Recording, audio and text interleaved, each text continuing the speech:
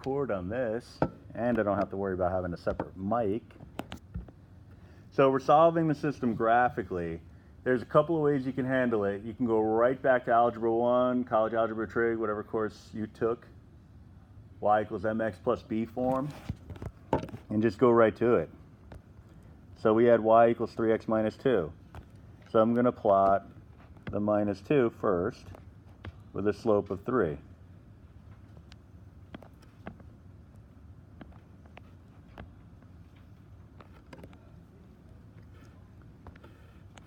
Now I could repeatedly point out that this is going to get jazzed up significantly when we go to 3-space, to visualize it in 3 dimensions and then actually to conceptualize it, because visualizing in 4 dimensions is tricky business.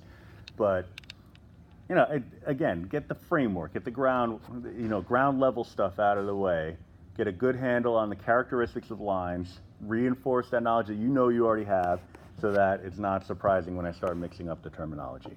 All right, so let me just use my line draw tool. Hopefully it hits all. Okay, it did not. Let me see if my hand thingy will do it. Okay.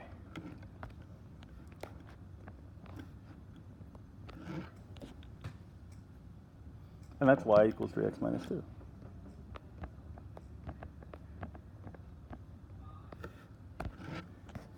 All right. Now, if this were Algebra 1, it would be like, okay, now spend the rest of the class practicing this. Here's 15 more problems, and get a good handle. And in that environment, that's a good use of time, but not here, because in the second one, I just got to clean it up a smidge. Now, it's up to you. Actually, I'm not going to clean it up a smidge. I'm not going to do anything like that. I'm just going to find X and Y intercepts. So the X-intercept would be 6. My y-intercept would also be 6. And you're just getting that by replacing one variable with 0 and solving for the other. All right? So replace one variable with 0.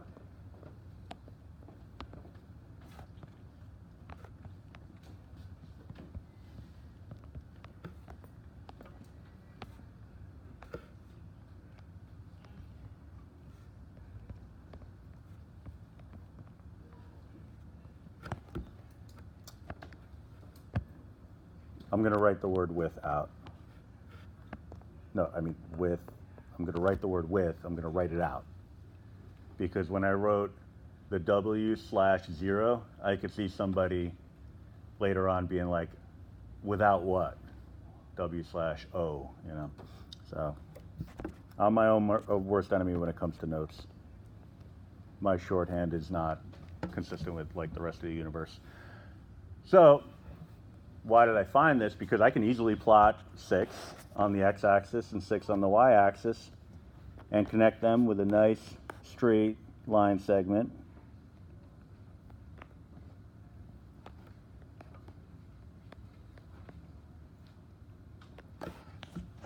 It's in this moment that I'm thrilled to death that I had the foresight to create a graph grid that went from -6 to 6, because I had this moment where I was like, crap, I should have went with y equals mx plus b, but it didn't play out that way, and I'm very happy.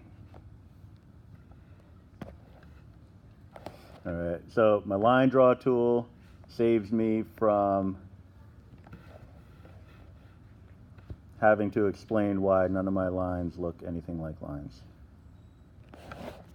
I mean, writing on a tablet's hard enough, but honestly, my handwriting doesn't make any, it doesn't do me any favors.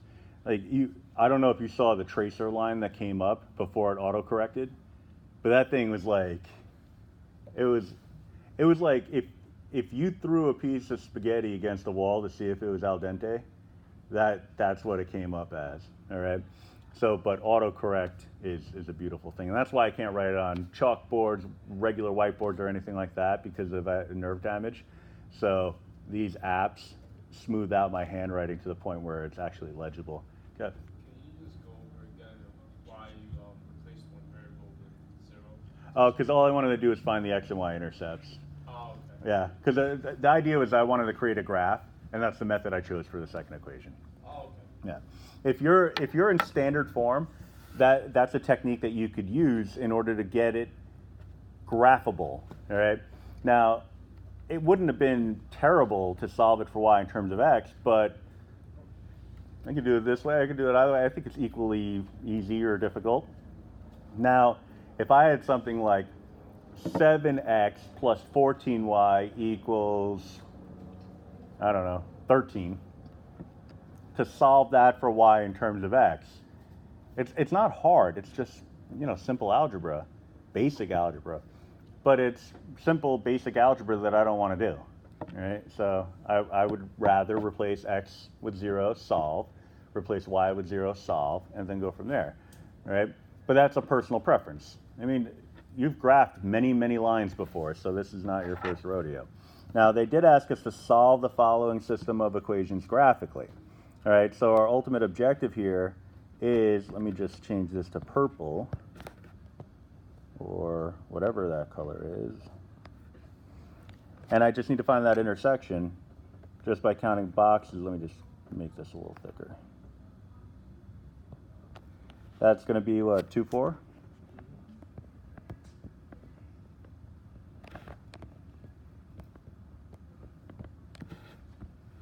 I'm just going to move this over a smidge. So my solution would be 2, 4. All right, that's where you've been. We're gonna go on a journey to somewhere else though, because we're gonna learn how to do this using vectors and matrices, and I think it's gonna be an interesting ride. All right, so now the next problem says to solve it algebraically, which was along the same lines as what we did 2 days ago.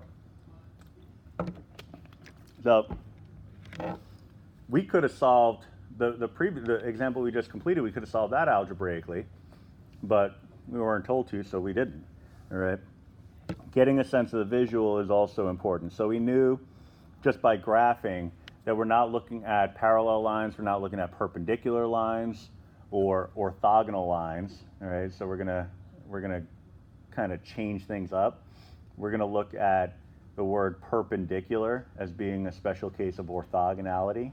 The word orthogonal, we'll define it in more detail later, allows for that right angle to occur in any set of dimensions. So 2 space, 3 space, 4 space, whatever. So, and the idea is that if you have a set of coordinate axes, x, y, and 2 lines intersect forming a right angle, we call that perpendicular. But then what if, and if that's perpendicular, if we're calling that perpendicular, then what happens if I throw in another line coming in at from a different vector, in three dimensions, still forming a right angle with one of those lines? Well, if this one is defined as perpendicular, I need a new name for that other one. All right. So any one of the lines that would create a right angle with that first line segment would form the set of lines that are orthogonal to that original line. All right, the one that's in 2 space is the one that we call perpendicular. All right, that's what I was talking about last time, where I was saying it's the terminology. It's weird. It's like, okay, so basically you're saying perpendicular, but kind of in a different sort of way. Yeah, but we're going to call that orthogonal. Right? So why do we have to have this new word? Because linear algebra gods. What's up? Let's say you could go over orthogonal again. Yeah, we're gonna do that. Yeah, we got a whole A whole nother lesson. a whole nother lesson, which is exactly the same as the lesson from Calc 3. Yeah, I did a copy-paste job. Actually, I did a copy-paste job from this course to that course. So you're getting like the original version of it in here, so the linear algebra style. Yeah, because in Calc 3 we talk about a lot of the same stuff, but I have to do a lot of hand waving around the origin story behind it, where I'd say, all right, well, here's a matrix. We're going to use a matrix, but I'm not going to tell you how to, what a matrix is or how it came about. We're just going to use it. Here you're actually going to see the origin story of the matrix. So it's kind of cool. It's like watching Justice League first, then Aquaman afterwards. bad example because Justice League sucked. Okay, so anyway, solve the system algebraically. So I just want to get rid of a variable. So whichever variable seems to be more convenient is the variable, I gotta start with this, is the variable that you want to get rid of. All right? The x's seem to be the variable that's easiest to get rid of, so let me get rid of them. All right, I'm going to multiply one of the two equations by -1 because I want opposite signs. X plus 4y equals 26. And then negative x plus 5y equals positive 10.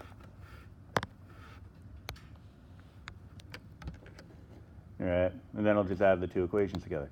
But again, we want to consider what we're doing here because this is going to create or establish for us the rules that determine what we call the elementary row operations. All right, I'm gonna throw the, I talked about it last class, just more of as a punchline, but the Gauss-Jordan Reduction, you know, Gaussian Elimination. You know, it's like, what is that? Well, it's this, just without the variables. So if you know why we're doing this, then you already know the techniques associated with that. All right, so we're looking at 9y equals 36, which means y is equal to 4. All right, so then I just snag one of the two equations, as we know, x plus 4y equals 26. That's the one I'm going to grab. And if you remember hating doing this, then you remember correctly, because I hated it too. Not because it was difficult, but because you knew you had to do all this writing whenever you saw a problem like this. You're like, I know I can do it, I just don't want to.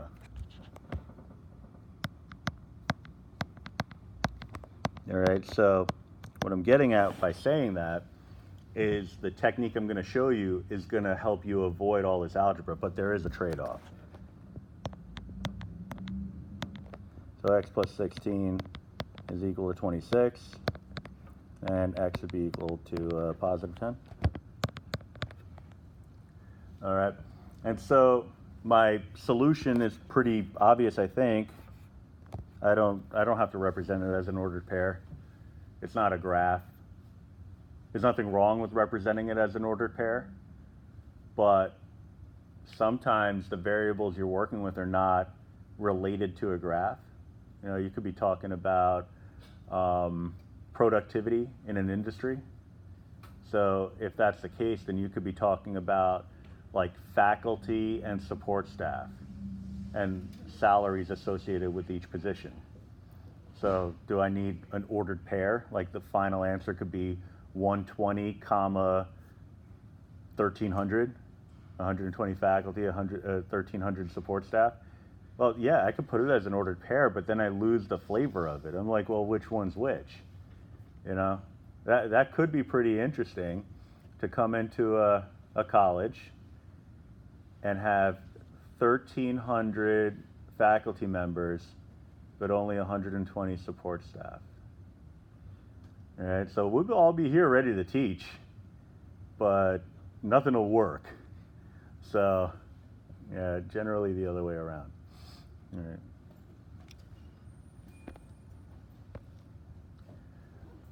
right. They really should come up with a better name than support staff, though. Like the Herculeans or something. I don't know, just the engine. There, between the high school and the college, there are so many people that, like, if they didn't exist, I would not be in this profession. Like, there's no way I could do my job without them. So, except, you know, for whoever decided on these babies. All right, so a word problem, like kind of what I was alluding to, but something not as real world, I guess. Kramer's Cafe is a local eatery that plans on selling copies of their famous recipes in a cookbook to raise funds for renovations. And the printer's setup charge is $200, and each book costs $2 to print. I almost said 200. The cookbooks will be sold for $6 each. All right, so we want equations that represent the cost and income from these cookbooks. So you might say cost and revenue if you're thinking in calculus world. They like using the word revenue, but income works fine too. All right, so I'm going to create a cost function, C of x, as soon as I turn my pen on. All right, we got a variable quantity and we got the fixed quantity. Setup charge is $200. That's not dependent on anything. That's going to happen whether you like it or not. And then each book costs $2 to print, so 2x if we're assuming that x is the number of books.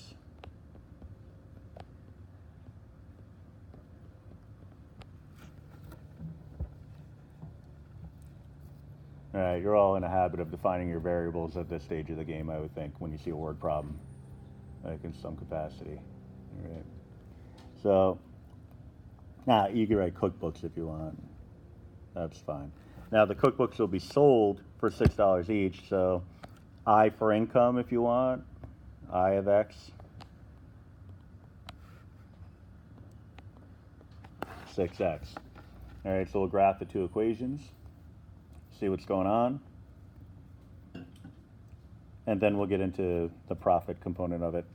All right, so the second equation is going to be really easy to do because we have a y-intercept of 0, so that's going to hit the corner. The slope is going to be 6, so depending on how we scale things, we may have to play around with this a little bit. I got to move this away from me now because now it's buzzing. Well, you know what, let me just, it could be an emergency, so.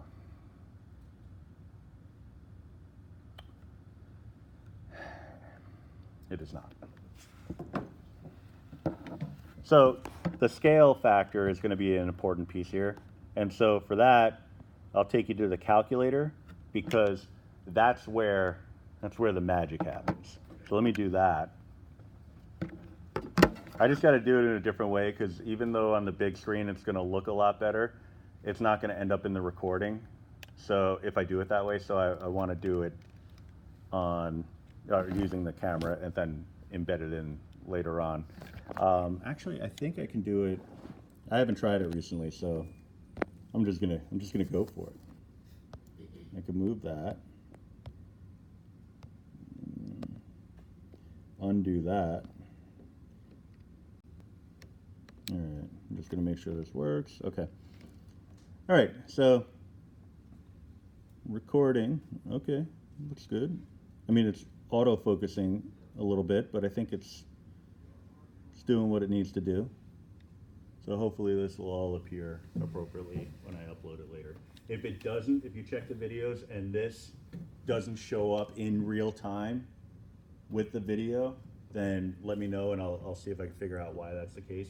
Because I have had problems with this in the past where it would show up, but it would run through the entire video first and then throw this on at the end. All right, so that's not overly helpful if you have a bunch of different videos. All right, so we have, oh, my finger. I don't like that. I'll worry about that later. For next time, let's see. I clean my fingernails, we're good. All right, so y equals, and clear out what I have in there. We had two equations, 200 plus 2x. And I also have a 6x. All right. So what I want to do is create the graph on the calculator and then use that to help me create the graph on paper. All right. It's a little light because my battery is dying on the calculator, so, or it's getting low anyway. All right. So I could go into the table and get a sense. But really, you think about like what am I trying to get a sense of? Well, I'm talking about the transition, and that transition would be when I'm operating at a loss to when I'm operating at a profit, right? So if I can find out when that happens, then as long as I create a window on my graph or a scale domain and range on my graph that accounts for that transition, then I'll have all the important elements of that graph, all right? So that means I need to find the intersection. If I could find it directly, that's great. If I can't, I just need something that's in the neighborhood. All right. So it looks like y2, when I go into the table, is increasing more rapidly as expected because it's got a larger slope. It's increasing more rapidly than y1 until it gets to a point where it surpasses it. All right. We have an intersection at when x is equal to 50. All right. So the calculator gave that to us, which is really nice.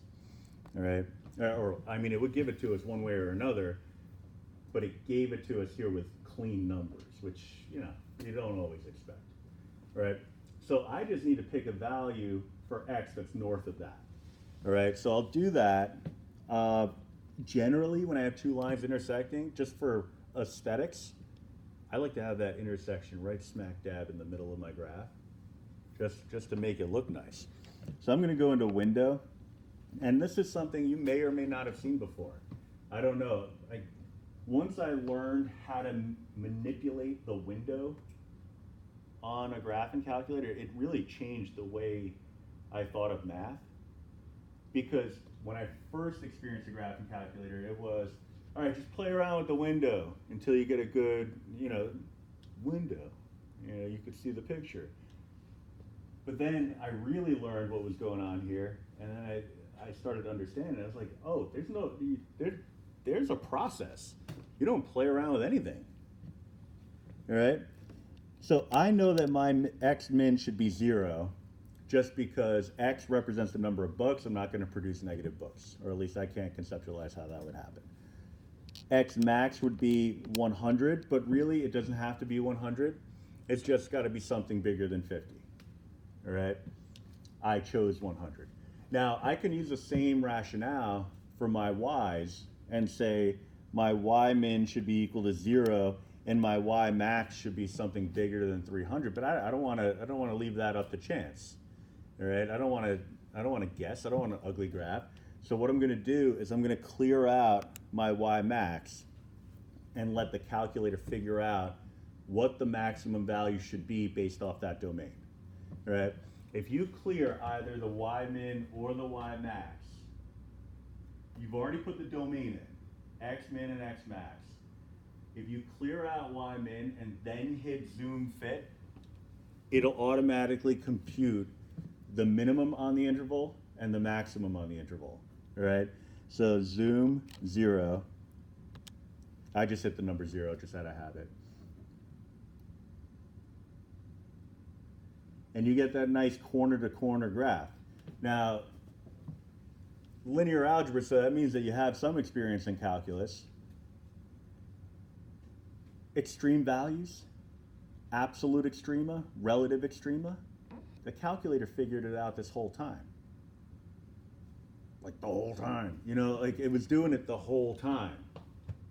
You didn't have to, you had to show work to get credit on a test. But in order to find the turning points and things like that, you didn't actually have to find a derivative, set it equal to 0 and all that. You just needed to know the domain around the relative extremum. So you look at the picture and say, okay, I don't know precisely where it is, but I know it's between 0 and 5. If that's the case, you use a zoom fit trick, and it automatically figures out the extrema on that interval. And if it's not relative, it's absolute. So it was doing the calculus for you, right? Which is pretty nifty. But for here, it's just lines. So you're like, I would never do anything like that for this because it's just lines. But you know what? When it's not lines, it's really helpful, right? So yeah, it's a little bit aside from what we need to do in this class, but I feel like if I'm going to show you something on the calculator, I'm going to show you the right way rather than just play around with the window. That's aggravating for me. All right, so then I go back to the window, and what I would have guessed as my y max actually turns out to be the y max, but mathematically now, not based on just guesswork. So what I now have is an appropriate scale, domain and range, and then based off of that, a scale for my graph grid, and now I can put it all together. So that's what I'm going to do. And an added bonus, I know what the picture looks like. All right. So I'm going to look at my graph. I'm going to count some boxes. 1, 2, 3, 4, 5, 6, 7, 8, 9, 10, 11, 12. Of course, it's 12, and I'm going to 100, right? Typo. I talked about typo bonus, right? Yeah, this graph should only have 10 boxes horizontally. Otherwise, it defeats the whole purpose of the lesson. So none of this is supposed to be there.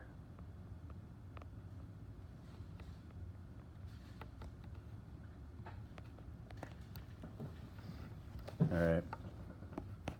So we'll go by tens. X by 10.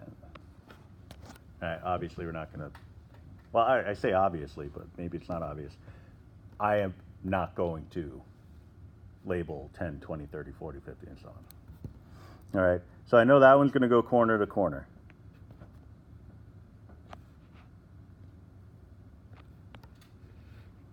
As long as I'm looking at the appropriate corner, it's fine. A little shaky. That actually ended up not being the worst tracer line that I ever drew. All right, so this is the income. I of x. I didn't account for anything like slope. Really, I mean, 2 points and a ruler is all you need to draw a line. So that's what I did. All right. Now the y's, 1, 2, 3, 4, 5, 6, 7, 8, 9, 10, 11, 12. 12. That goes into 600, so that's fine. All right. 600 divided, was it 50? Yeah. So we can go by 50. So that one's okay. Y by 12s.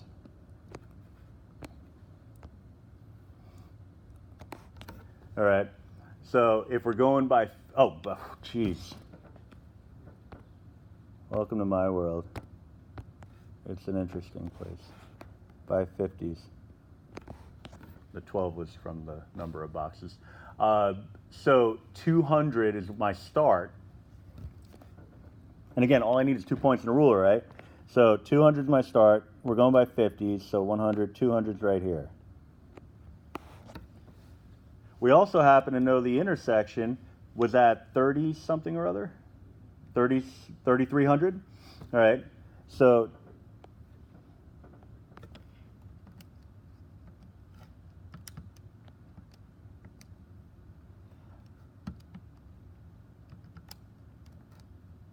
oh yeah, 5,300. Okay. So I'll count 5 boxes over and I'll go right up to the line. I got my second point.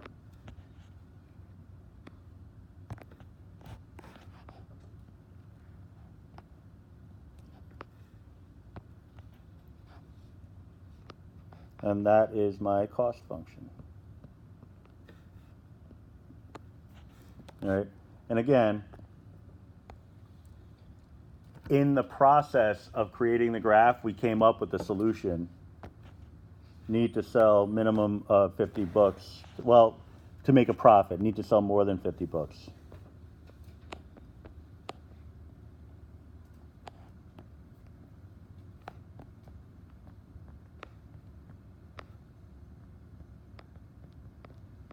So I need to sell more than 50 bucks. All right. So again, just a straight up lesson in Algebra 1 right here. Like, oh, this course ain't gonna be bad.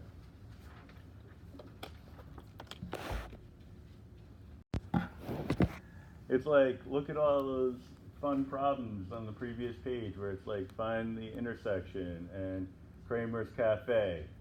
And then it's like, all right, now we're down to business. A sub 1, x sub 1, a sub 2, x sub 2, and so on. All right. So yeah, we're kind of jazzing it up a little bit here, but good news is, at least at this point, we're not worried about much more than just the structure of a linear equation. All right. So just the structure, not its graph yet. All right, with graph in 2 space, yes, absolutely. But in n space, no, not yet. All right, so the structure here is exactly the same as it was in 2 dimensions. All right, and I'll show you very quickly. So we had an equation that was in the form of ax plus by equals c. All right, that was the standard form of a linear equation.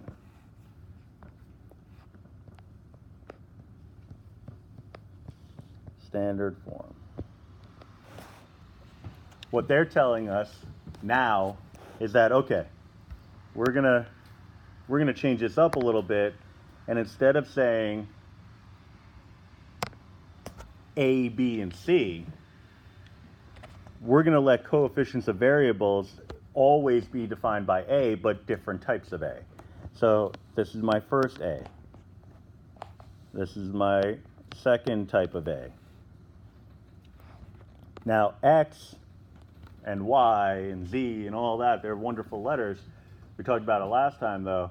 You eventually run out of alphabet, right? So we think of it now as X sub 1, X sub 2. Still with a plus sign.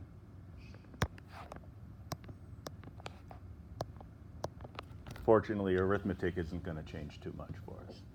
All right.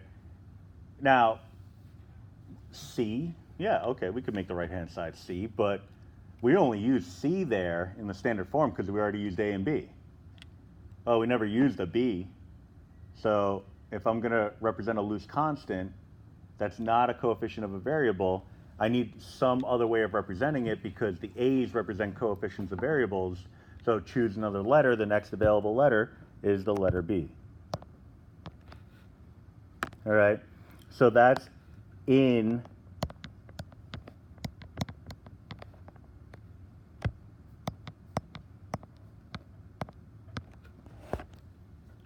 funky R2. All right. You're going to see different variations of this symbol throughout the notes. Just because when I first typed this up, there was one math type software that was available. Then it got reformatted because that one went away and I had to use a different one. So bottom line is any R that looks not quite like a normal capital R is going to represent the symbol for the real number system. All right, so you need to think about the symbol for integers, the funky Z, the double Z. You know, the double R is the symbol for real numbers. All right, the power represents the dimensions. All right, so this is in 2 dimensions. Which again, like I said last time, a lot of this course is, I think, somebody's attempt to take an idea that's relatively simple and make it as complicated as possible. Because it's like, man, we understood this whole line stuff from the previous page. It was great. But if you told it to me like this, this is not user-friendly, right? But actually, it's very much user-friendly, just not in 2 dimensions. It's when you start expanding it outward, that's when it becomes useful, all right? Because now I have a convention that I could use to represent any kind of linear equation, all right? So if you think back to your favorite part of Calc 2, which was sequences in series, you know, infinite series, representing expressions for infinite cases, you would have something that looked along like this. This is an infinite sum, all right? The nth term would be a sub n, x sub n, all right? Now, we don't have to do any tests related to that, like the limit comparison test or anything along those lines, but this has the same structure as that. This allows for an infinitely defined system, all right? You can have infinitely many dimensions, which is really something mind-boggling, all right? Because it's not like just adding more sides geometrically, right? That's not at all how it works, right? And I'll show you what the 4th dimension looks like as we move forward through the course, because you can get a sense, you know, just by looking around of what the 3rd dimension would look like. But in terms of actually graphing in 3D and understanding what those graphs in 3D, you know, what the characteristics are, that can be tricky, all right? But conceptualizing the 4th dimension is just, it's mind-blowing, all right? So yeah, all of this stuff is really just addressing why these coefficients and subscripts are what they are. All right. So we can have a system of linear equations in n variables. All right, which, when you look at it, thusly, I mean, look at this. Now I have a subscript of, it looks like an 11, but it's not really an 11. It's a 1, 1, right? Because what we're talking about is a coefficient for the first equation and the first variable, right? The first variable in the first equation, all right? First variable, first equation. Second variable, or second coefficient, not variable, second coefficient in the first equation, nth coefficient in the first equation, all right? First coefficient in the second equation, second coefficient in the second equation, nth coefficient in the nth equation, in the second equation, and so on until you get to the nth equation, all right? So, you know, you strip down all that notation, you look at this and say, all right, well, wait a minute, that doesn't look, when we go to an example, that doesn't look anything like the rule. But I'll show you really quickly. In the case of the first equation down here, we're talking about a sub 1, 1, all right?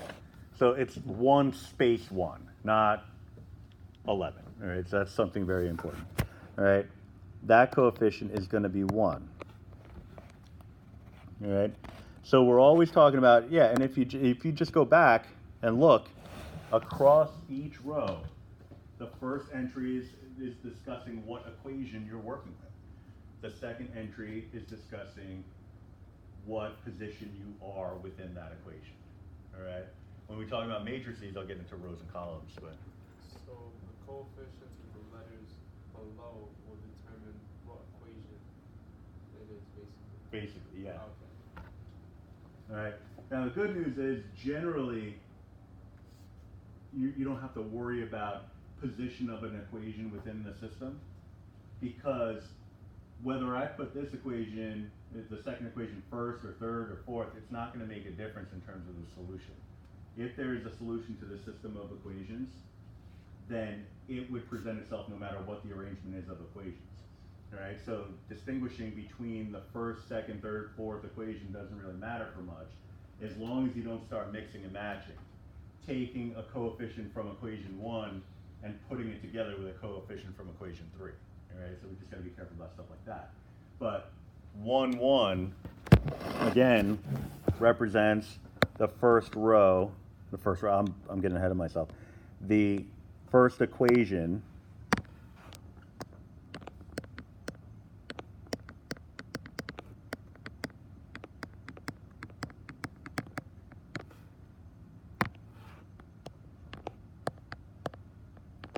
first coefficient.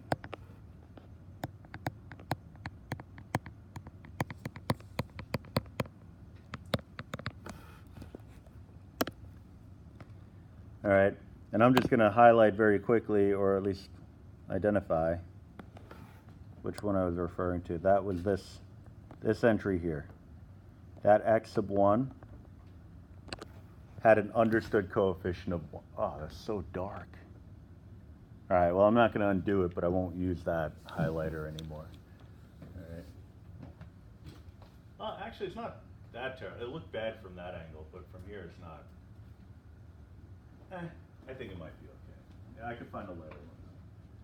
All right, so if I'm going through this process for each one of the equations, I would identify equation. For example, if I wanted this entry here, the 3x sub 3, I would know that that's in my third equation and it's the third coefficient.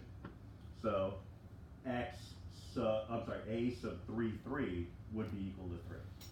All right. The one thing I do want to focus on is something like the last one. It's got a kind of a synthetic vision. That's Marvel.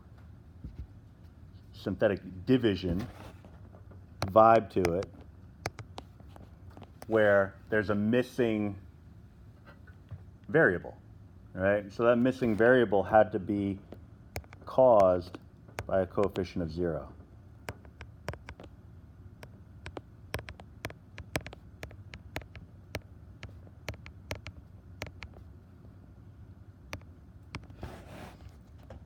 All right, so you could run through here, and I'll do it pretty quickly.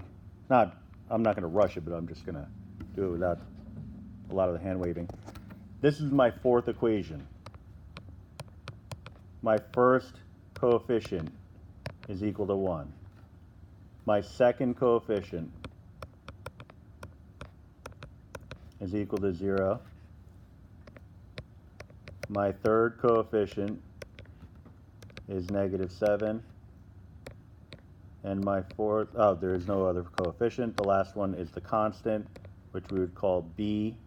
Now, we have to distinguish our b's. I have 4 different equations, which means I have 4 different b values. All right? So this would be b sub 4. That's going to be equal to 6. All right? Now, generally not going to have to list them out like this, but what you are going to have to do is interpret expressions and equations that are written in this form. So when you see it like this, you know, maybe it won't be with the ends, maybe it'll actually be finite and say, well, this is finite, it's an unknown finite value. You know, you would have to pull from this. And also there are some things like determinant down the line where we're going to define those relationships based off of the position within a matrix. So just some things that are coming ahead. All right. So what does this amount to? Well, at this point, if I were in your place, I would be saying a lot of stuff that doesn't matter when it comes to actually finding the answer when I'm looking for that answer. Right? Because it's like, okay, cool. This is the name for the coefficients. Really, that's what it comes down to. That's what its name is. All right, so that's Billy. That's Joe. You know, like it doesn't matter what its name is. That's what its name is. All right. I identified it by name. Okay. But ultimately, what I'm doing is taking just the coefficients and putting them in a matrix. All right. So, accounting for every variable, I'm running across each equation, taking the coefficients of each variable and the standalone constant in that order, standard form, and making each one of those sets a row within a matrix. So, it's, like you said, like there's no need really to write it out if it's going to be in a matrix. Right, but you still need to know it. Because when we start talking about general rules for other concepts down the line, you want to be able to understand when I say, you know, a sub 2, what the hell I'm talking about. Yeah. You know, that's the important piece. Like you said, talked about yesterday, like the vocabulary, just understanding it. Right, because I mean the simple explanation is just take the coefficients, make a row out of it. All that other stuff is you going from the notation and understanding what that notation is telling you to do. Okay. So that's what it would look like in matrix form. It's great. Those little brackets around it, those identify the matrix. That's wonderful. Now it's a question of, okay, well, now that we have that, what are we going to do with that matrix? After that, I can't. All right, so Gaussian elimination. All right, again, you know, like scary terms. This is like, I mean, honestly, even elementary matrix operations. The word elementary's in there. How hard could it be? But it sounds like a scary term for some reason. I don't know why. But it's not that. Matrices can be used to represent systems of equations, which we just discovered. We do this by manipulating the matrix into a simpler form. We do this by trying some elementary matrix operations. All right? So the issue is you can get bogged down in the arithmetic, and so I'll show you the shortcut on the calculator in a little bit so that you can get the answer, so that you know what you're aiming for. And I told that little story before. last class about the kid who was done with the test in 15 minutes, but stayed there for 3 hours because he knew what the answer was, calculator told him, and he spent all that time trying to figure out where the hell he went wrong, right? This is that topic, all right? But this is a simpler case because we can handle problems like this algebraically. In fact, when we get this answer, we can verify it algebraically, right? But I don't think we'll need to, because we'll get that answer and you'll be satisfied with it, right? 3 elementary matrices, or we also call them row operations. You can interchange 2 rows within the matrix, all right? Now that's the same as just switching the 2 equations around, all right? That's the same as swapping the 2 equations. Now I'm saying 2 equations, but it could be 20 equations, so, you know. I'll just say swapping equations.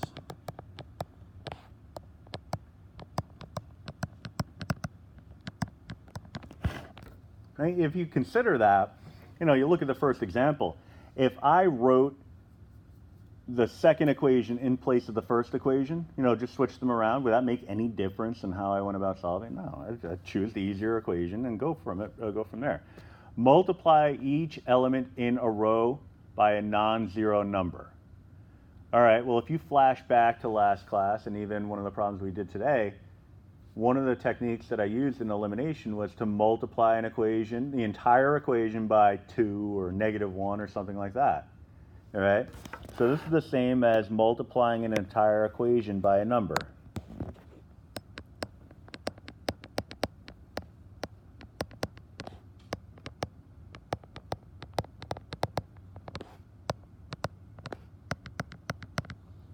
But a non-zero number, because of what I call the wise-ass factor, all right? When you're trying to get the left side of an equation equal to the right-hand side of the equation, especially in my Algebra 1 classes, there's always somebody that says, well, can't you just multiply both sides by 0? 0 equals 0, and I'm like, yeah, thank you for that. So, yeah, you could technically do that, but that's trivial. Yeah, you can do that. 0 equals 0, but you haven't told me anything about the value of x and y. So we haven't really advanced the plot. All right. Multiply a row by a non-zero number and add the result to another row. All right. So that's the addition part of the addition/elimination method. So adding equations together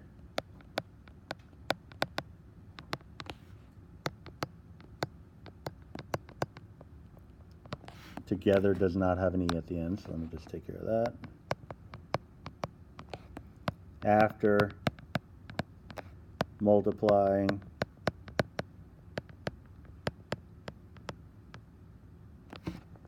equation by a number.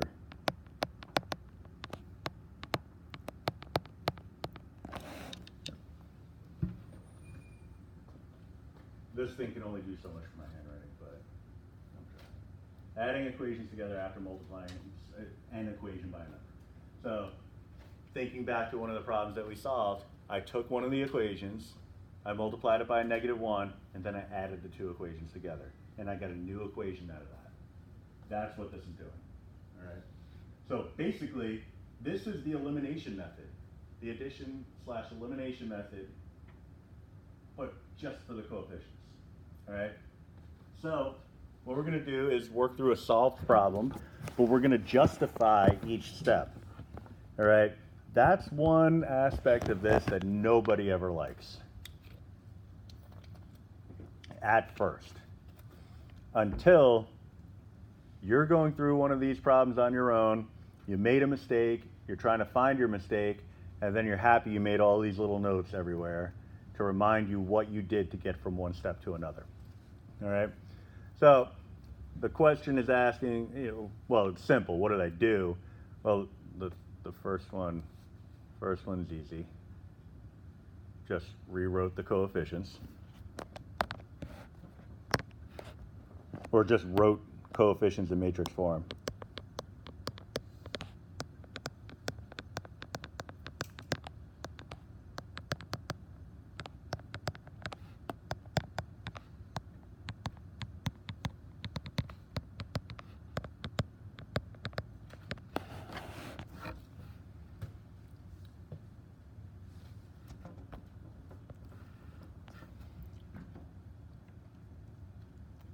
second one's a little bit more challenging.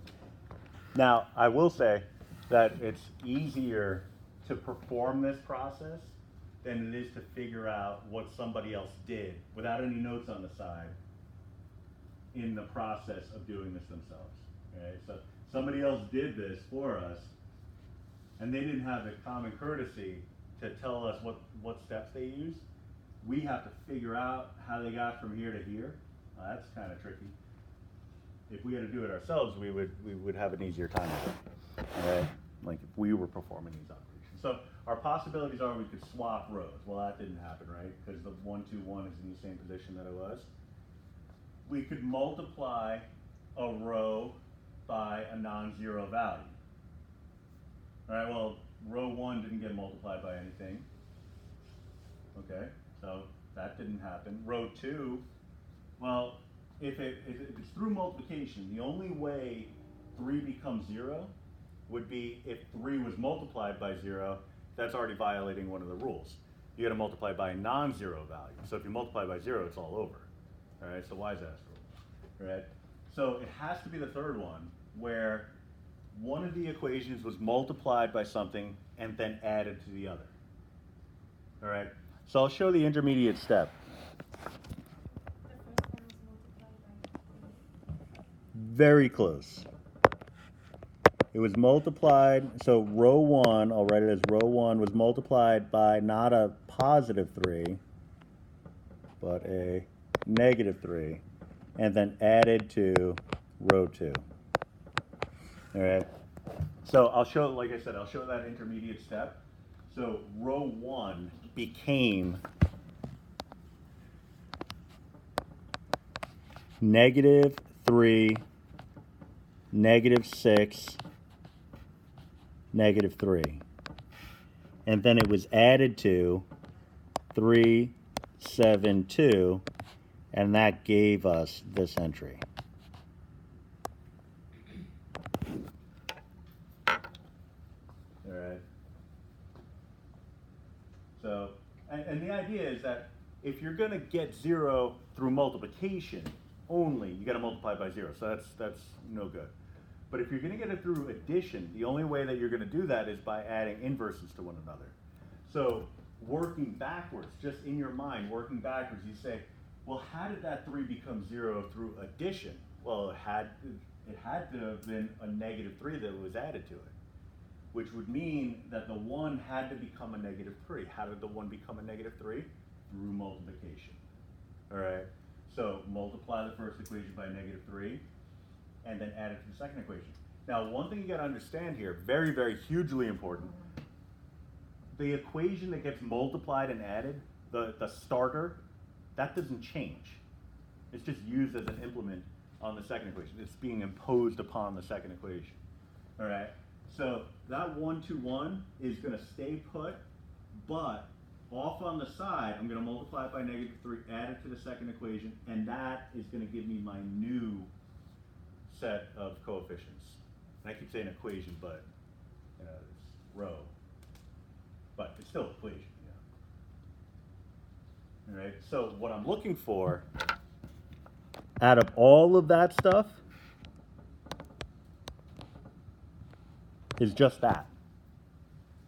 All right, when you're telling me how you get from one step to another, this is all I want. Right? I don't want anything else. This is for you. You do that on your own. I don't need to see that.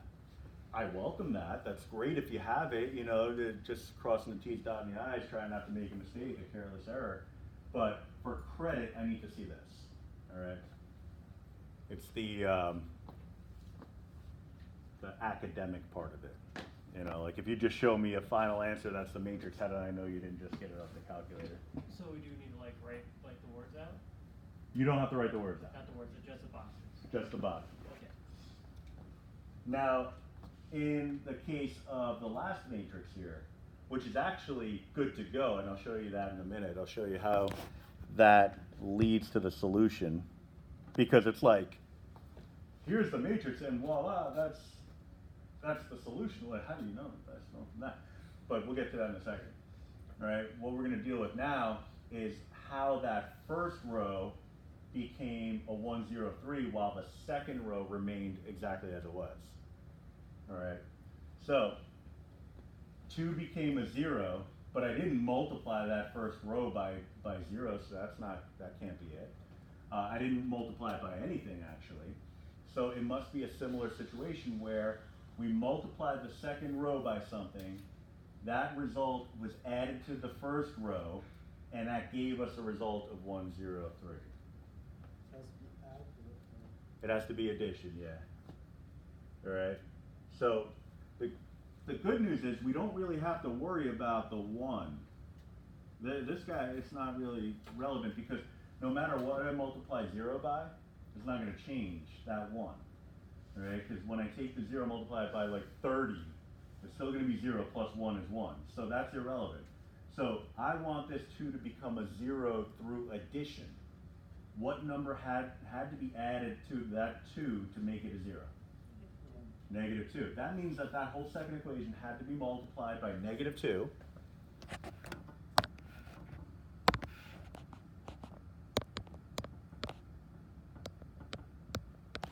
And then added to the first equation.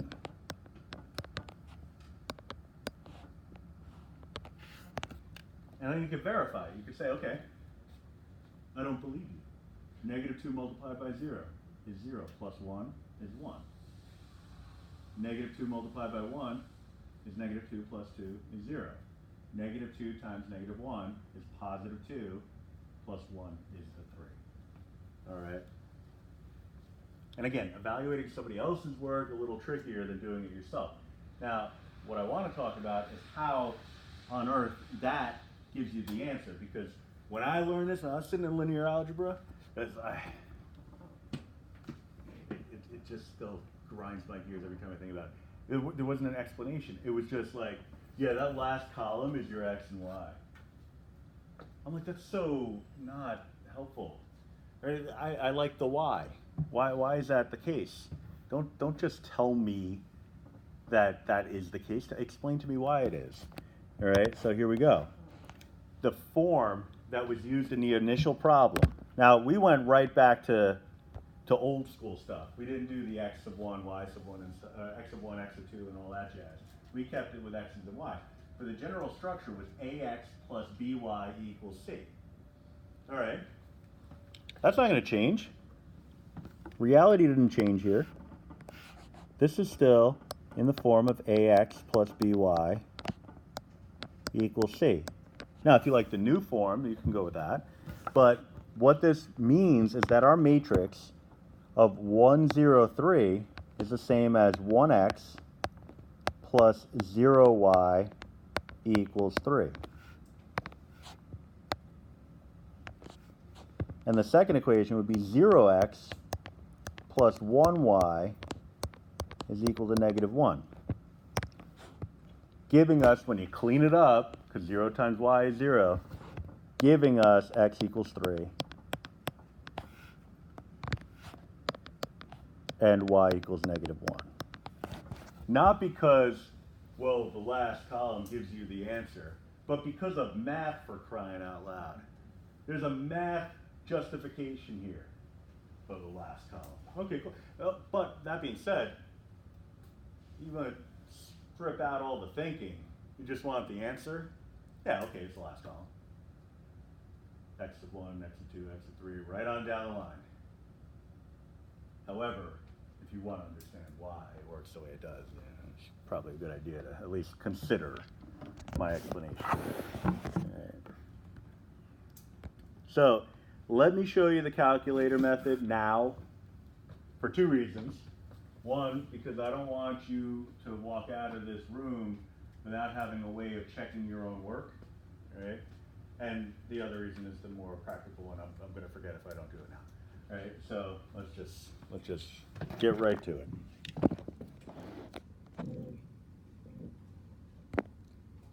Man, I'm banking on this video stuff, video in video business working, because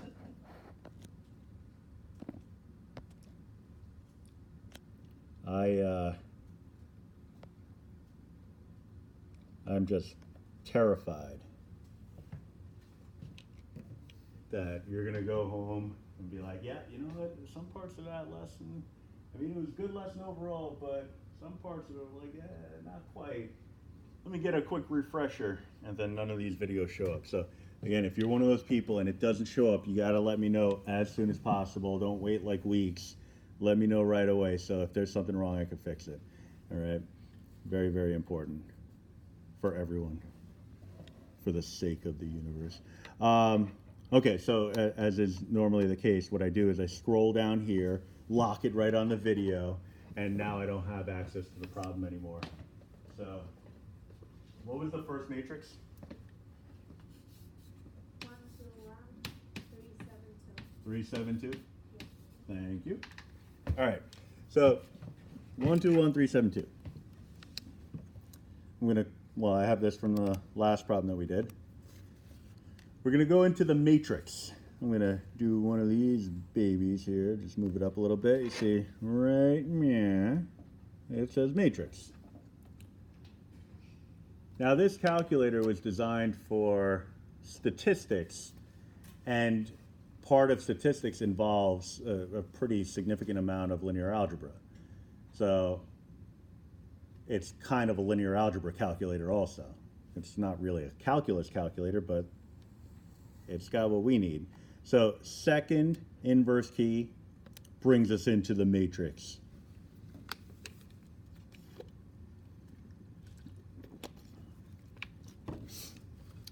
They're making a new one, by the way. Matrix 4. I don't know what they're calling it, though. Probably Rebirth or something like that. Because they had Matrix, Matrix Reloaded, Matrix Revolutions.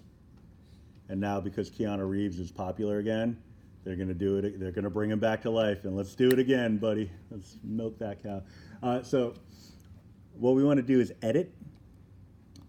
All right? Because these are the names that the calculator has designated for all the matrices. In that, you know, they have defined values within the calculator. Everything in the calculator is treated as a variable. You can store into those variables and then manipulate those stored values. So we're calling this the variable A in the bracket, but it's really a string of values that is defined as the matrix A. All right, so I'm going to go over to edit and hit enter so I can actually input values into matrix A. Now the default is a nice solid 1-by-1 matrix. Okay, so, well, this is not a 1-by-1 matrix. What this is a 2-by-3 matrix, all right? So just thinking in terms of the subscripts of the coefficients that we were talking about before, it was always number of equations first, then number of entries within that equation, the variables within that equation. It's along the same lines here. The rows represent the number of equations. The columns represent the number of coefficients, even the one that doesn't involve a variable. All right? Rows by columns, so 2-by-3. All right? The good news is you really can't screw it up, because if you were like, okay, I know it's something by something, 2-by-3 or 3-by-2, you put it in the wrong way, I'll put it in the wrong way. Oh, no, that's not what I need. So let me just go back. I hit the up arrow and the left arrow and just change it to 2-by-3. All right. After you type it, so 1 enter, 2 enter, 1 enter, it inputs left to right, top to bottom. All right. After you input entries into a matrix, it'll leave it there until you overwrite it, and that's okay. There's a way to clear out matrices, but it's more trouble than it's worth. All right, you're going to be using them so frequently that it's not, there's no benefit in learning how to clear it out wholesale. All right, so then 3, 7, 2. So 3, enter, 7, enter, 2, enter.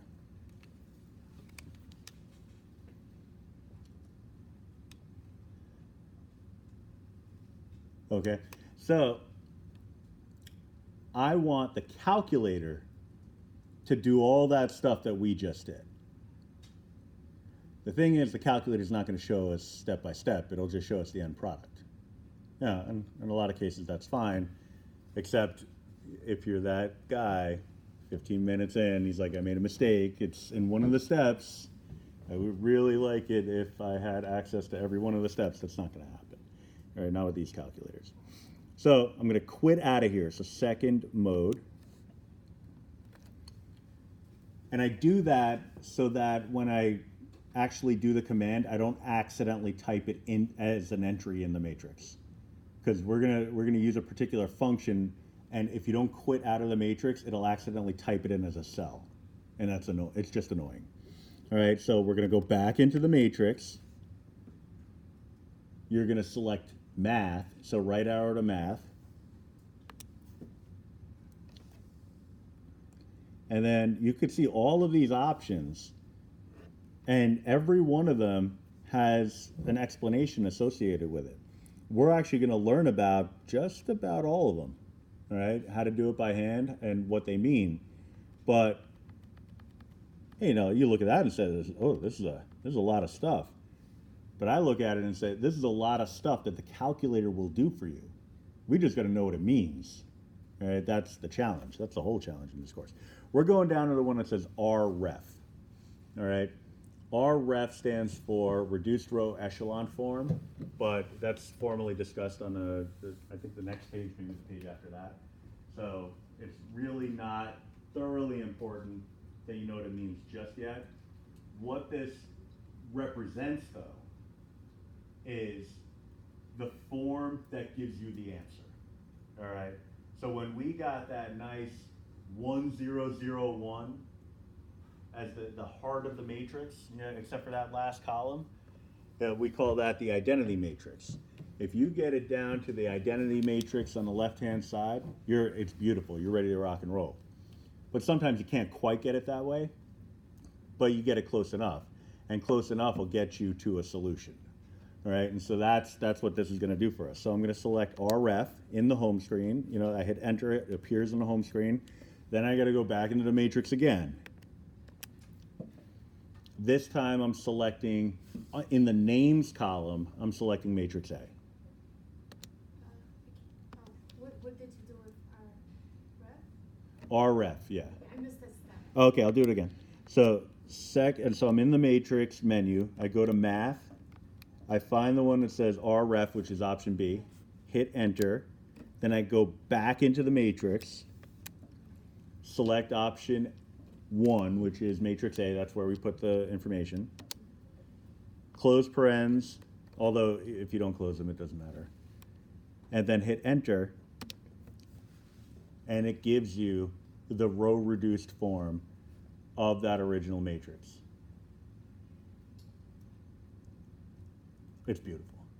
And you know what, honestly, I do show this to my ninth graders at the high school. Algebra 1 students, and what do I tell them? I'm like, so put your equations in that last column, that's X and that's Y. How does that work? Well, you gotta take a linear algebra class in like 7 years. Like, you know, that's just how it is. But it's a nifty way of getting a solution. And if the answer is a decimal, it'll give you that decimal answer. If it's fractional, like a decimal that can be converted to a fraction, all the techniques that are associated with conversions between decimals and fractions, they work on matrices too. Right? So, like this is one-stop shopping for the final answer. It's not going to give you the intermediate steps, but you know what you're supposed to get, and that's got to be worth something. Right? So now we just got to get to a point where we can say, wow, this is a valuable technique, I want to use it. And so a problem like the one on the next page, you're immediately greeted with something where you're like, yes, that calculator, I do like that calculator. That's a good looking calculator right there. Because this is a 3-variable system, and solving this system algebraically is definitely a little bit more complicated. This isn't the same exact example from the one on page 3, is it? Oh, damn. I was hoping. But, you know, it's along the same lines, except it doesn't have enough equations, because that one had 4 equations, right? So, what we want to do is learn how to get this in row-reduced form by hand, and then we'll do it on the calculator. If you want, you can skip and do it in the calculator, see what the final answer is supposed to be for satisfaction purposes, know what you're working towards. But I like the exploration part of it. All right, but those little notations of this times R1 plus R2, that kind of stuff, that's really important, because I'm telling you, I've gotten like 3 matrices in, 4 matrices in, and like, wait, how did I get here again? Oh, thank God I wrote these little notes. Oh, yeah, you can see that. So it helps, bless you. And it's also a requirement, so there's that, you know, like you need to do it, but you also want to do it. Okay, so our goal, and I'll write this at the top.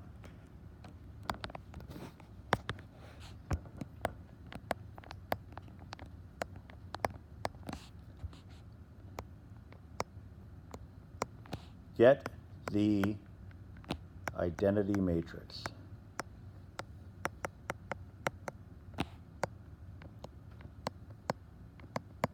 And tonight we're only focusing on simple cases, so I'm just going to talk to you about 2 by 2 and 3 by 3. So in a 2 by 2 case, that would be 1, 0, 0, 1. In a 3 by 3, it would be a 1, 0, 0, 0, 1, 0, 0, 0, 1. Yeah, the identity matrix is always a square matrix with ones down the diagonal, main diagonal, and zeros everywhere else. This is what we want to get every time. That's what our goal is. Sometimes we won't be able to accomplish that goal, but we'll get very, very close to it. This Right. is like when you're imputing it in the calculator. Right. Right? As we do the ref, and then you should be getting something like this. We should be getting something like this. Now, next class, I'm going to expand on this and show you what the other possibilities are and how they still work. But for now, since we're just getting started, I'm going to say this is what we're looking for. All right? Now, you look at this and say, well, wait a minute. There's 3 rows and 4 columns. My answer to that is we're only concerned with the coefficient matrix, which is the matrix associated with the coefficients of the variables. All right? That part of it. So that last column, that's irrelevant, all right? Because those should actually represent solutions. I don't want those necessarily to be just ones and zeros. I want those to be whatever x, y, and z are, all right? It's that square matrix, the first 3 columns. I'll even highlight in a different color and make it much thicker, because I'll be here all day trying to do that. That's what I want to reduce down into the identity matrix. All right. So we have a journey ahead of us. I like to use a serpentine path. So, and also, if you're the type of person who writes fairly large, this might be a separate paper situation. When it comes to row reducing matrices, it's like, I have every intention of giving you plenty of space in the packets to do your work, but sometimes it's just like, if I gave you enough space, you'd have packets this big. So what I'm going to do is because we have to rewrite the matrix every single time, I'm going to rewrite next to, next to, next to. When I run out of room, I'm going to snake back the other way, next to, next to, next to, and then follow that serpentine path. That's the way I like to do it. You might like to do it a different way, but that's my approach. All right. And the only reason I'm bringing that up, if that seems like an unnecessary explanation, is because the last couple of times I taught this class, after I made the turn, I'd have half the class go like this. The hell, man. I thought you were going the other way. Now I'm all, you know, so. Give you a little heads up going in. All right. Well, I'm pretty good down the main diagonal here, right? And by pretty good, I mean like golden. 1, 1, 1. I just need all of these other things to become zeros. All right, so go where your brain takes you, or in this case, where mine takes you, because you want to hear stuff to match mine. So what I like to do is work down the first column, trying to make all of those other entries 0, then work down the second column, and then address the third column. So column by column as I go from left to right, as if you're reading a book. What's that? Using the same 3 rules, exactly. All right, so my first thought is, okay, let's get rid of the 2. So in order to do that, oh, actually, I neglect to explain certain little tiny details only because when you do a problem, like for the 1000th time, you already know what the recipe is to get to the final answer, so you forget, like, not everybody else does too.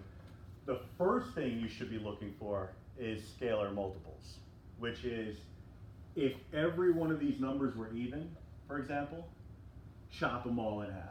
Multiply by 1/2. Right? If they're all multiples of 3, or if they're all negative, or something like that, you can still multiply a single row by whatever you want as long as it's not 0. All right. So for the sake of convenience, like if these were all like for example, if this was 100, 100, 100, and 600, I don't want to work with that.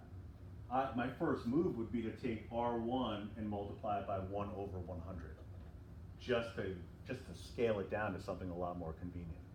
Also, you could swap rows, so never forget that that's something you can do.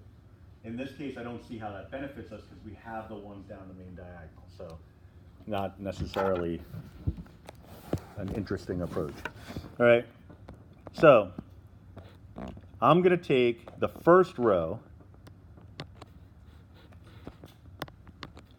My pen keeps turning off. I'm going to multiply it by a -2 and add it to the second row.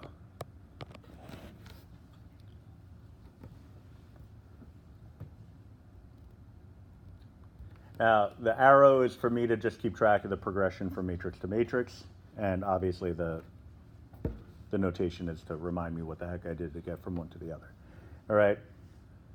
When I'm reproducing basically writing my new matrix, the first thing I want to do is write down all the things that will remain unchanged.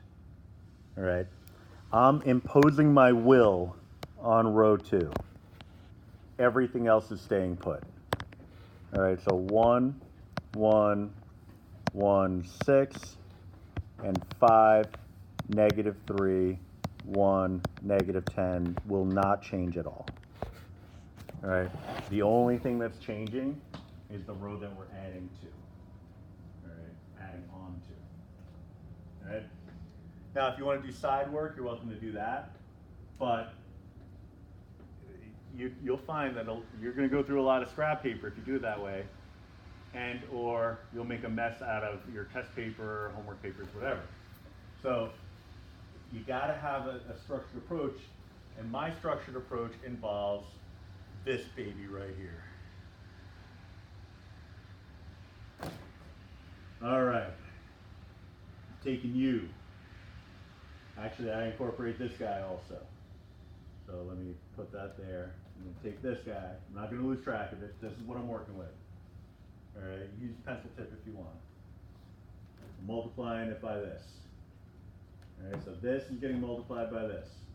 That's going to give me a -2. That's going in my brain. And I'm filing that away. I'm adding that to this. And that's going to give me a 0. All right, then I'm going to give my index fingers a rest.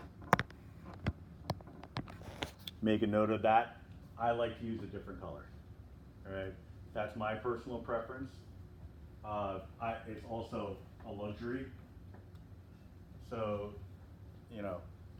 I'd say in this class more than any, those pens that have like the 5 or 6 different colors. Yeah, there they are. Those come in handy. So get your index fingers ready. 1. Multiply it by -2, becomes a -2. Impose it upon the 1. -2 plus that 1 becomes a -1.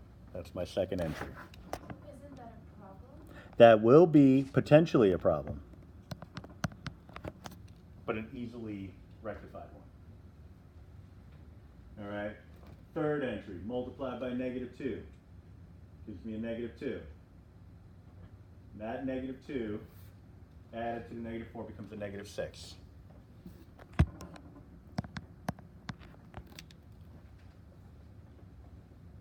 6 multiplied by -2 becomes a -12. Added to the -15 becomes -27.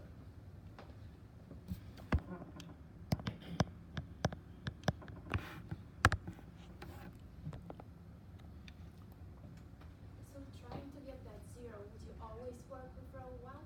Or I always work with the row that has an entry of 1. okay. So now, let's say, for example, I'm looking at my original matrix, and the row that had a 1 was the third row.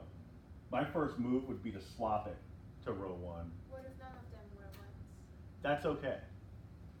Not for this problem, but it'll be okay for future problems when I talk about different cases, yeah. All right. So that just relates to why you chose the first ones as pretty much the first row. Yes, because of that glorious looking 1 right there in that first column. All right. So now we have a couple of possibilities. Now we are concerned that we're ruining a good thing. We had that 1 down the main diagonal. That set of 1s, that was good news. I was like, this is great. If we could just keep those from changing, we'd be ahead of the game. And then after our first move, the one thing we didn't want to do is the one thing that happened. However, that one step, the elementary row reduction techniques, there's 3 steps. The most often forgotten one is the one where you can multiply any row by a non-zero value. I can make that -1 into a +1 like that. What do I multiply row 2 by? -1. Okay, so that could go back to the right form any moment I wanted to. However, I don't want to do it yet. Because, again, I want 1s down the main diagonal and everything else to be 0. I could use that -1. It could aid me in my quest to create zeros. If I add it to another row, it'll create a 0. What row? Row 1. So what I'm going to do in my next maneuver, overshot the Mac. So I'm going to go ahead and know with that. Is I'm going to, my arrow needs to be a little bit longer. I'm going to take row 2 and add to it row 1, or add it to row 1. I'm going to rewrite the rows that are not changing. All right, the one that is changing is the one that's getting added onto. All right, so that's going in red. Everything else is remaining as is, and I'll write them in black.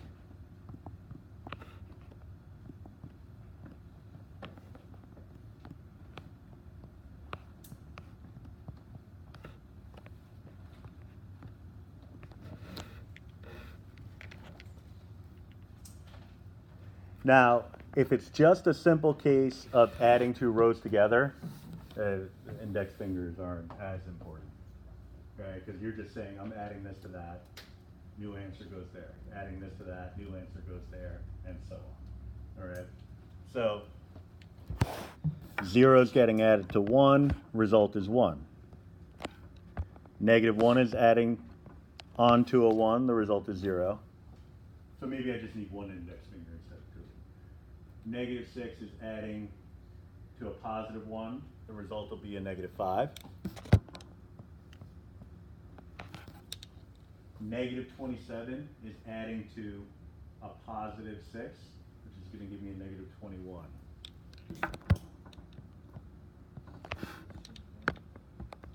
All right, so now it's a question of where do you want to go from here? right? Because I can do a few things. I can start working the third row. I can make the change in the second row. I can do that right now. Like I said, I can do that at any moment. All right. That -5, I'd love for that to become a 0. If I could do that right away, that would be wonderful. So you might think, well, if I take that 1 and multiply it by 5, I can add that to that and make that a 0, but then that's gonna, with these numbers, make these other numbers not what we want them to be, right? So let's sit tight on that. Let's, We do the same thing with the third row. that's what I'm saying. Let's sit tight because, you get anxious to start working on something like this. Let's just try to get zeros down that first column and then go from there. All right. So don't jump the gun. Multiply the first row by -5. Yep. You got it. So I need an arrow. First row gets multiplied by -5. So -5 R1 plus R3. For the sake of my own sanity, I'm circling R3 in red, so I know what's changing and what's remaining the same. Everything except for row 3 is remaining the same. Row 3 is the one that's getting changed.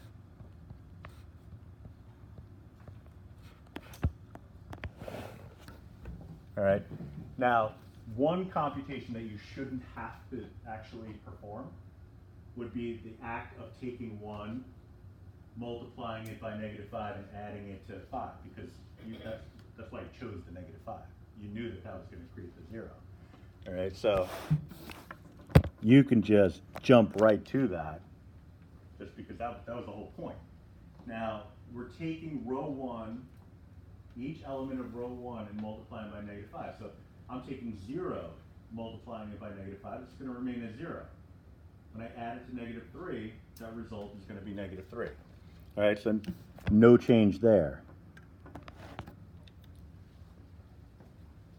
-5 multiplied by -5 becomes +25, plus 1 will give you a 26.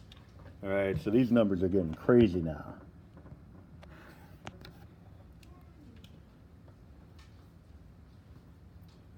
Crazier.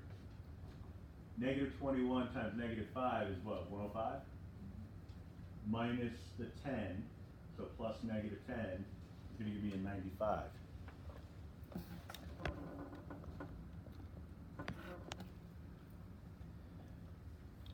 Whoa.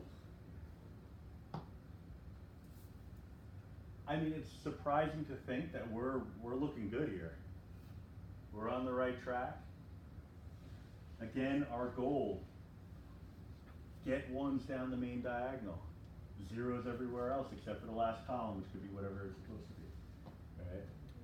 Do you think if we miss the order, like we try to work with the second row before the third row, it's gonna be like a problem at the end? No, not at all. Like any way you work is gonna be the same. Yeah, you know what? I'll tell you right now that if I were to give a problem similar to this, and maybe with another row in it, to the entire class, and then walk around and see how everybody's attacking it, I think I would see 9 or 10 different approaches taken that are all correct. Like you can go about it in a number of different ways. Right? So, which is really frustrating when I do it the one way that you didn't want to do it. You know, like I'd never do it that way. Oh, there he goes. All right. Now I think we're at the point where it's worth our time to negate the second row. Now, I don't have a problem with this. You could just erase those minus signs. That's the same as multiplying by -1. The one thing I would caution you about is if you make a mistake somewhere down the line and you're going through looking for the mistake, trying to follow your own reasoning without the notation and the actual logical progression, it may throw you for a loop. But some people aren't bothered by that, but I can tell you that most people are. They get jammed up. So I'm going to show it. Negative R2.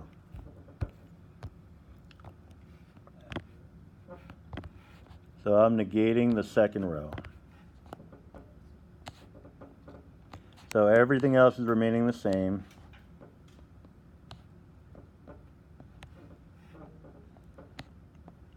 And honestly, you may not believe it yet, but you will. This may seem like teacher just wants you to show all your work. No, you'll see. Just hopefully not during a test.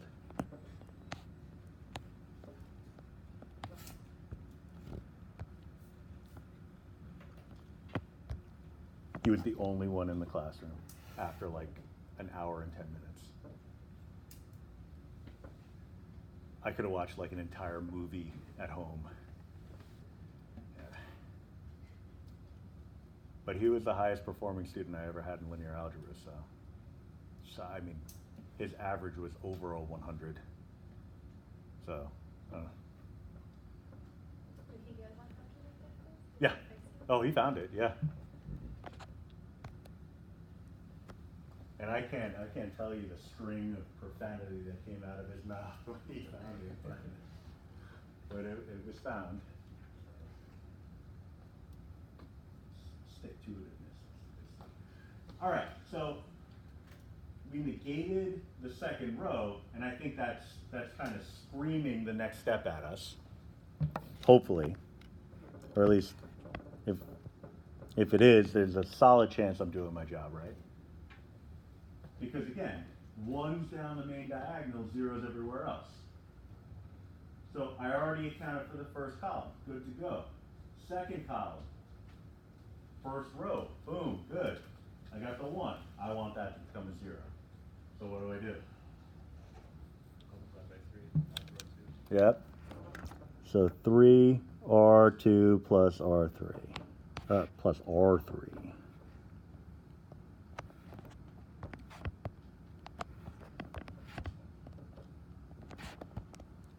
Everything is changed. Oh, everything is remaining the same except for the third row.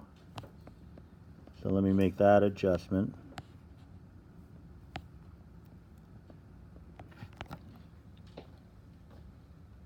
And then, there's a solid chance that we could be closing in on the solution. All right. The first column is still going to be 0, because if I take 0 in the second row, multiply by anything, and then add it to 0, it's still going to be 0. The next one is going to be 0 because that's why we chose the 3. And also 1 times 3 is 3 plus negative 3 is 0. After that, okay, maybe not as nice, but 3 times 6 is 18 plus 26. All right, so is that 44? Yes.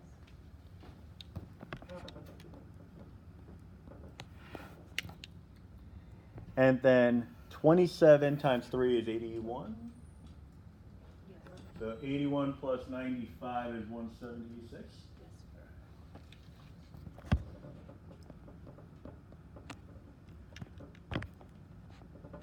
All right. You're like, wow, that 44 is nothing like a 1. But it can be. In half a heartbeat. I'm going to do it right now. I'm going to make that 44 into a 1. I don't even get the matrix going. I'm going to rewrite the first two rows. I'm going to change a thing. Because the only thing I'm going to do is manipulate that third row. What am I doing to that third row? Multiply by 1 over 44. Exactamundo. So 1 over 44 R3. So we're acting on R3. So it's going to become 0, 0, 1. Sector 0, 0, 1. And would 44 be a factor? You do 1 over 44. Yeah, 1 over 44. So same as dividing. It's just, it's one of those things, it's like we can multiply a row by any number. Like, but what about division? Well, multiplying by a fraction, same thing, right? What do we get if we divide 176 by 44? 4. Oh, look at that, it's great. So, what you actually have here is a form that's, it's not ideal. It's not the identity matrix. But this is the form that gives us a solution. We have a solution right now. Not the full solution, but part of it. All right? We have enough of a solution to take this from being a 3-variable equation and make it into a 2-variable equation. Because I now know that z is equal to 4. All right? Because 0x plus 0y plus 1z is equal to 4. Right, so I could stop here and do like traditional algebra if I wanted, but I don't want. All right, like you did all this work. Now we're in the home stretch. Like, why would I stop here? All right, especially since I know just by looking at this that I can take that one and use it to make both of these entries into zeros. It's just, I'm just 2 steps away. Maybe I don't want to do those 2 steps, but these numbers are getting a little big, so let's see if I can make them smaller. I think it's worth our time to tackle row 1 first. All right, so what am I going to multiply row 3 by? 5. So 5 R3 plus R1.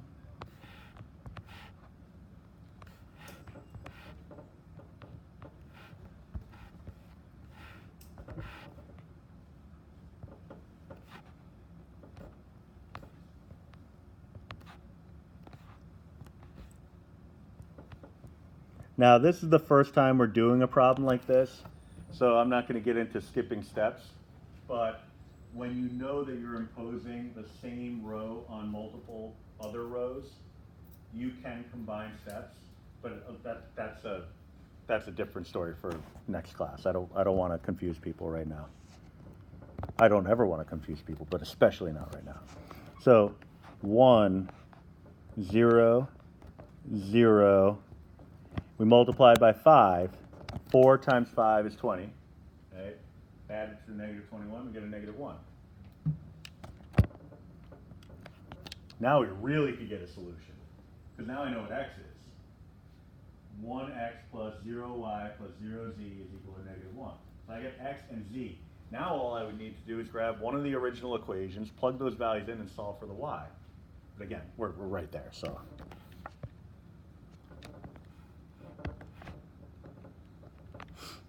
So negative 6 R3 plus R2.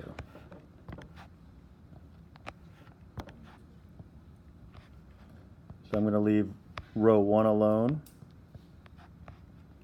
row 3 alone,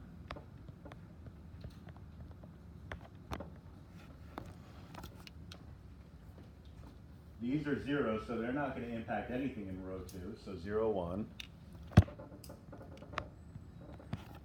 That 6 is going to become a 0 because we chose negative 6 to make it a 0. That was the whole point. And then 4 times negative 6 gives me a negative 24 plus 27. So 27 minus 24 if you want, positive 3. All right, so now I know x, y, and z. I'm going to write those in this form as a column of a matrix. They're equal to negative 1, 3, and 4. All right. I'm going to write it that way, really just identifying the relevant column, but also this is going to set us up for next class where we're going to talk about the parametric form of these kind of solutions. So having it in this form is preferred. Now you could write it as x for now, x equals negative 1, y equals 3, z equals 4. You could write it as an ordered triple, negative 1, 3, and 4. These are lines in 3 dimensions that intersected all at one point. This is the point. in the beginning of next class, I'm going to show you the visual representation of this using GeoGebra, so you get a sense of what it looks like, how they interact with one another, and so on. But for now, we need some practice with these concepts, so what I'd like you to do is tackle the remaining problems on this page, 3, 4, and 5 for homework. All right, and we'll tackle those together next.